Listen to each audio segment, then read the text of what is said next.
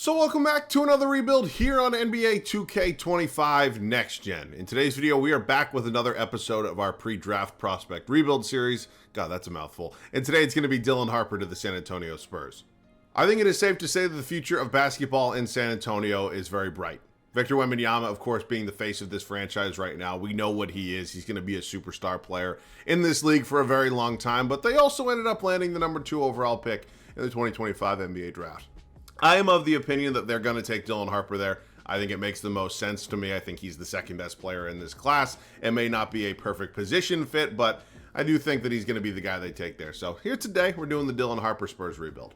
I'll give you some more of my thoughts on the player and how I think he does fit with this team once we get into the rebuild. But of course, as always, let me know any other video ideas down below in the comment section. At this point in time, I think we're probably going to do 3 to 5 more of these pre-draft prospect rebuilds. Then, of course, we'll kind of start ripping these off after the actual NBA draft happens. But really excited for this, man. The offseason always sneaks up on you way faster than I always anticipate. So if there's anything you guys really want to see before this season does end, let me hear it down below. I'm excited for this one today, man. Let's get into it.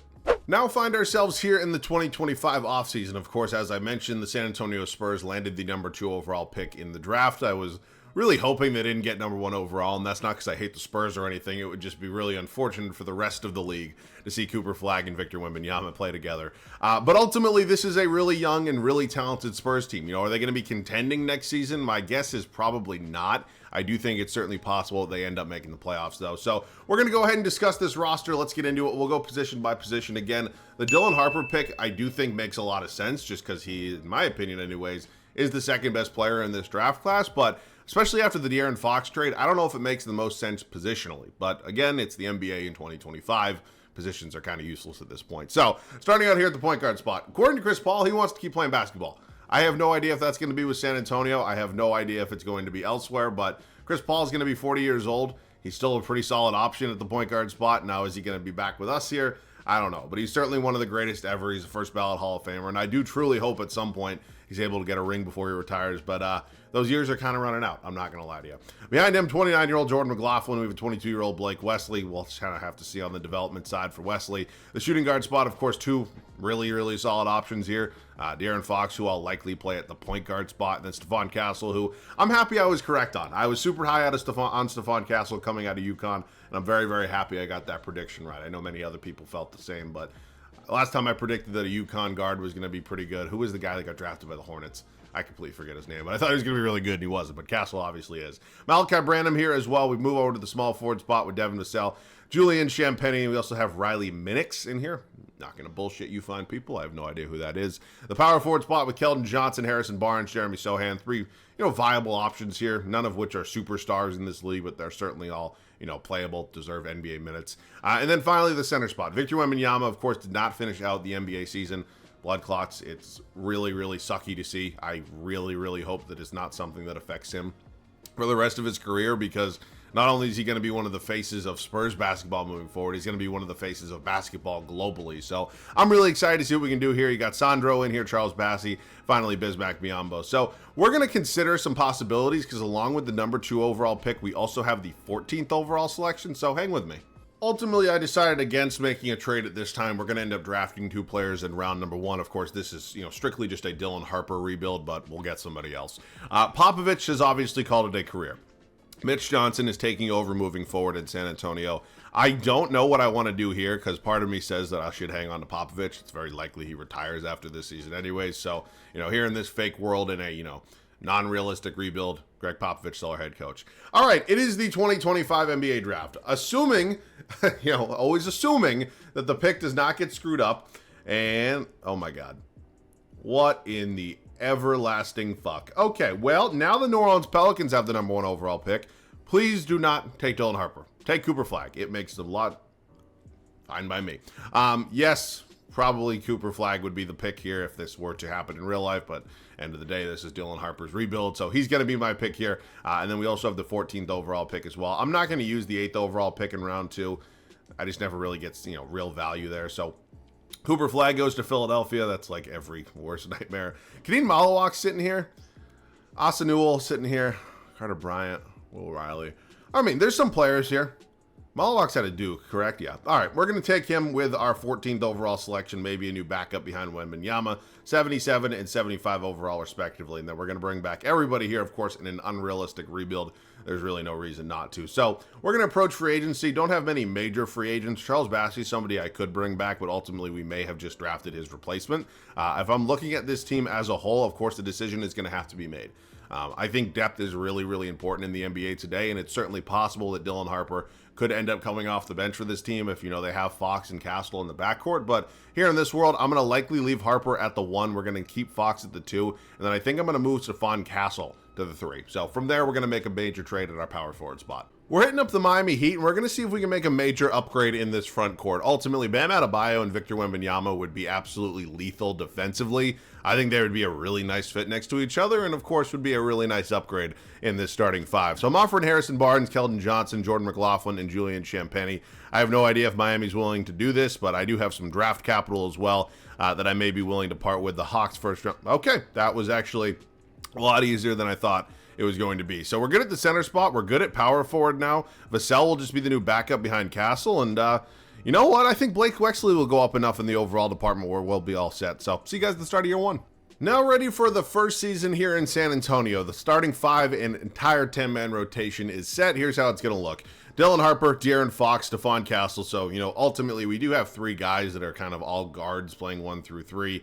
Makes me a little nervous, and I'm assuming this is probably not how the Spurs would and may actually end up doing it, but here in 2K in this unrealistic world, I think it makes some sense for us. Bam Adebayo playing my 4 next to Victor Wembanyama at my center spot. Bench units elite. Devin Vassell taking over as my 6th man. You got Jeremy Sohan backing up Bam, Malachi Branham, Wesley, and then finally Maluach as my backup center. So that's the team. Again, Spurs rebuilds are not the most challenging thing in the world because, of course, there already is a really elite nucleus set in place here, but we still have to go out and compete and hopefully get that championship. So I'm excited for this team, man. I'll see you guys at the end of year number 1 here in San Antonio.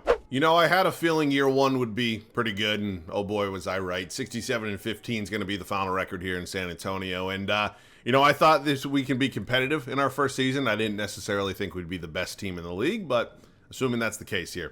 SGA going to win MVP. Got Cooper Flag Rookie of the Year. Of course, he fell to number 3 overall in Philadelphia. Anthony Simons coming off the bench in Portland. You got Wemby winning DPOY for us, so really, really cool to see. Nice numbers all around. You got Zaire Williams, most improved in Brooklyn. SGA also wins Clutch Player of the Year. And then, Greg Popovich, who, of course, is no longer coaching, one of the greatest to ever do it. So I don't know if this is going to be Pop's last season. If it is, I'd certainly like to, do everything we can to help him get one last championship. So here are the numbers across the board. Wembanyama, Fox, Adebayo, Dylan Harper, not a bad rookie season. Again, I think I didn't even really talk about Dylan Harper and his fit, but obviously that Rutgers team, was a little bit disappointing this season in college basketball, but they do have, 2 really highly rated prospects with Harper. But I do think looking at him and his fit with this potential team, I do think it likely is going to be the case that maybe he starts the season, or at least starts his career coming off the bench. When you think about Dylan Harper, he's certainly not an elite shooter by any means. And when you pair him up with, a Stephon Castle and De'Aaron Fox, who are both certainly not, the best shooters in the world by their own metrics, I do think it would be a really interesting fit if they were to play all 3 of them. So, Dylan Harper's a guy I do think is going to be good in the league. I love his frame at 6'6", whether he's playing the 1 guard or the 2 guard spot. He's not the most explosive player out there, but he is really elite at finishing around the basket. So, I think Dylan Harper is going to be a good NBA player. It's all about developing that jump shot, as it is with so many guys at the point guard / shooting guard spot. So really good numbers here in his rookie year. Again, as I expected, the shooting splits were certainly not great, but the numbers around that were pretty good. Devin Vassell, Stephon Castle, I thought would be doing a little bit more scoring. I thought he would outscore both Harper and Vassell. Jeremy Sohan, Malachi Branham, Maluach, and then Wesley. Rebounding department is Wemby, and then assists is going to be Harper. So round 1 of the playoffs, we're taking on another Texas team here in the Houston Rockets. Davion Mitchell, Jalen Green, Dylan Brooks, Amen Thompson, Alperen Şengün, Tari Eason. The Houston Rockets are another team I expect to be pretty busy this offseason with major moves. Of course, there's the other part of this that the Spurs could also just, trade the number 2 overall pick and maybe go out and get a disgruntled superstar, whoever that is. I do not know. Minnesota here in round number 2. Rob Dillingham, Anthony Edwards, Jaden McDaniels. They added Rui Hachimura and Nikola Vucevic to this front court, along with Tim Hardaway Jr., Jackson Hayes, Shake Milton now off the bench. All right, Western Conference semis. I think we do have the best player in the series, and we have certainly gone out and proved that. So here comes an interesting battle, because 2K loves Wemby. Obviously, he's really good and is going to be really good for a long time. But you know who they also love? Dallas Mavericks, who did not end up drafting Cooper Flagg #1, but instead traded the selection for Zion Williamson and CJ McCollum. So I'm not sure if we're better than this Dallas team. I think they definitely have more experience. We finally did lose a playoff game. We're 2-2 right now. We go up 3-2, and we're going to Game 7 here, and we win Game 7. Wembanyama, not a bad series. I mean, maybe expect a little bit more for him, but okay. We are taking on the Cleveland Cavaliers here in the NBA. What the hell? I feel like I see Josh Giddey end up in the most random locations. And how much is he getting paid? How does Cleveland have $24 million? I don't know how Cleveland came up with $24 million or how they added Mitchell Robinson as well, but they found a way, and this Cavs team is absolutely loaded. There's no denying that, but we are also pretty good. We're up 3-1 right now, and if we can close them out in our home floor in Game 5, that would be a really successful first season, in my opinion. So it looks like it's going to be a closely contested ball game, a back-and-forth affair, if you will. We are currently down by 3, down by 2. Tie game, 2:50 left. Why not? We'll see you there. Cleveland is trying to survive, and we are trying to win a championship. Something has to give. We are all knotted at 107 with 2:50 left to go in this one, and we are going to do our absolute best to hold on and get this championship here. We do not want this series going back to Cleveland. Garland's going to pull a 3. He's going to miss that. Nice rebound there from Bam Adebayo. We are just going to, the good thing about, this lineup that we're running is that we do have oh, that was really nice. We have a lot of ball handlers because, obviously when you look at this starting 5, there's not basically 3 point guards, but with Harper, Fox, and Castle, there's certainly 3 guys that can all handle the basketball. So, I do kind of want to showcase Dylan Harper here. This is his video, but I'm also not going to force the issue because this is a very, very closely contested ball game, and I just absolutely fell asleep. Kind of got caught on a Mitchell Robinson screen. Probably shouldn't be playing on-ball defense. Anyways, we'll see. All right, Dylan Harper. I love lefty point guards. I really do. I think Dylan Harper, again, it's going to be all about developing his jump shot, but what the hell was that?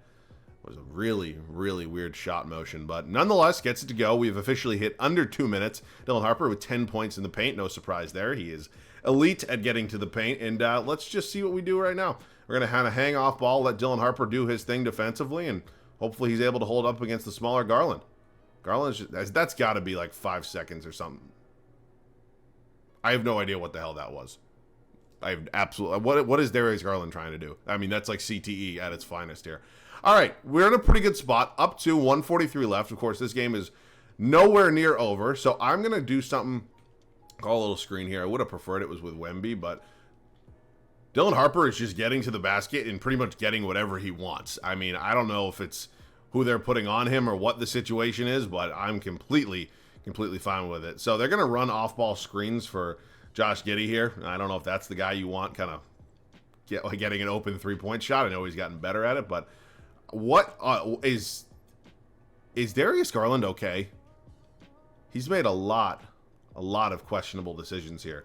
And honestly, I know De'Aaron Fox is certainly not the biggest guard in the world, but De'Aaron Fox against, Darius Garland one-on-one, I like my chances here. So Fox just blows by him, gets the easiest layup of his life. They're still not taking a timeout for whatever reason, and we now have pretty firm control of this game. Fox has 30 on the night. Again, wildly surprised that this is the strategy they're going with. I mean, Donovan Mitchell's not even in the game. I don't know if he fouled out, but they have enough talent where Darius Garland does not need to be playing home run ball, at least at the level he is. And then Victor Wembanyama says, "Get that shit out of here." And this one is pretty much over at this point. We're going to drive to the... That's a bad look. I thought I was getting a different shot animation there. Thought I was going to get the foul call, which I did not.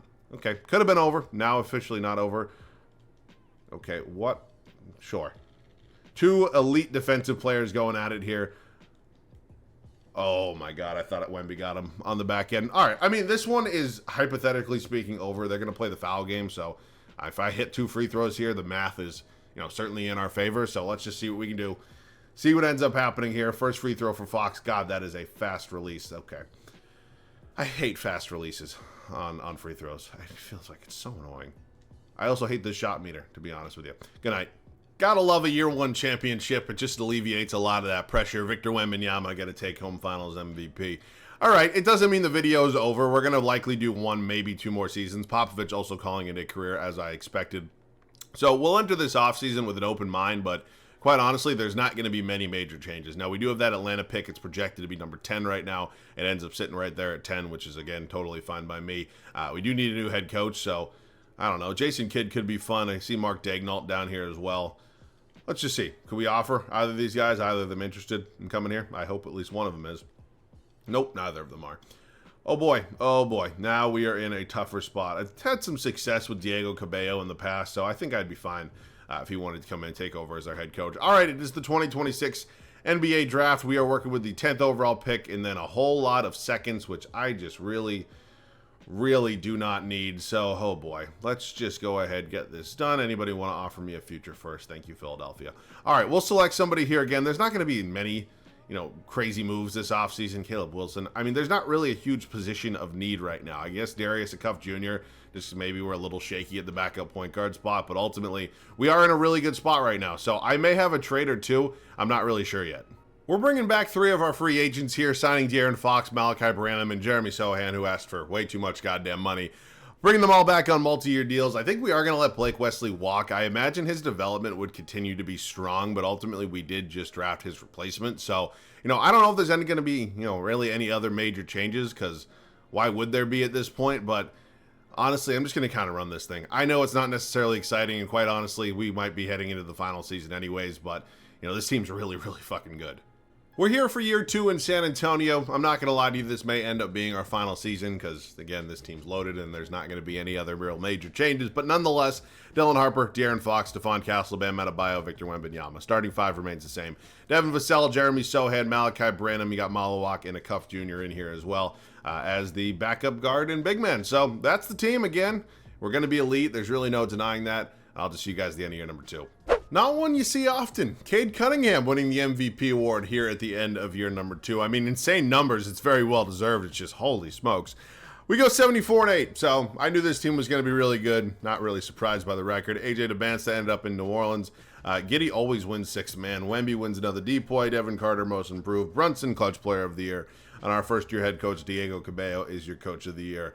Okay, it is time for the standings. No surprise, we are the 1 seed and had far and away the best record in basketball. Here is a look at the numbers. Dylan Harper doing his thing, emerging quite nicely. But yeah, I mean, this team's obviously loaded, and there's really no denying that. So, round 1, the Sacramento Kings. I don't know why Sabonis is coming off the bench there, but nonetheless, this should be a pretty easy series for us. All right, I believe we faced Minnesota in round 2 last year. Anthony Edwards, obviously an incredible talent, but I think he just doesn't nearly have enough help around him for them to, seriously consider beating us. And it is the Golden State Warriors here who have added Julius Randle. Still got Jimmy Butler. They are starting Achai Agbaje and Brandon Podziemski over him. Okay, that is certainly a choice. And we are hopefully going to be back in the NBA Finals for the 2nd straight time, and we have yet to lose a playoff game. Well, what the hell has gotten into Cade Cunningham in today's video? Holy smokes, my guy. I mean, there's not a lot. I'll give him this. There's not a lot of elite scoring options around him, but, I mean, why is Johnny Davis in the starting 5? I think we're going to beat this team, and I don't think it's quite frankly going to be close. And we go 16-0 in the playoffs. That's going to be Victor Wembanyama winning another Finals MVP. All right, I understand that 2-year prospect rebuilds are not nearly as exciting. This one's going to be 2 years today because there's really not going to be any other changes. There's nothing else you could really see. After the draft, they're going to be 5-year. I know a lot of people are interested in that, so at that time, those become much more interesting. But here today, obviously on a loaded Spurs team, it just really didn't make a lot of sense to me to do another year. So hopefully you guys still enjoyed this one. Obviously, we're at a pretty good spot right now with the prospect rebuilds. I think we're going to probably, as I mentioned, do 2 or 3 more of these moving forward before the draft. So if there's any players and teams that you think are going to end up being a match, let me hear it down below in the comment section. And I'm happy to do it. So that's it for me, man. As always, thanks so much for watching. I love you guys. I'll catch you guys all in the next one.